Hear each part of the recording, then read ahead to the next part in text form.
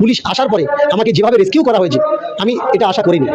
পুলিশের ওই দুর্ব্যবহার আজকের সমাজের কাছে একটা ভুল মেসেজ গেছে যে পুলিশ দীনকৃষ্ণ ঠাকুরের উপরে টর্চার করেছে। কেন না, দীনকৃষ্ণ ঠাকুর এইসব কথাগুলো বলেছে, ভুলভাল কথা বলেছে, তার জন্য পুলিশ দীনকৃষ্ণ ঠাকুরকে অ্যারেস্ট করেছে, দীনকৃষ্ণ ঠাকুরকে টর্চার করেছে। সম্পূর্ণ ভুল বার্তা গেছে শুধুমাত্র প্রশাসনের একটু গাফিলতির জন্য।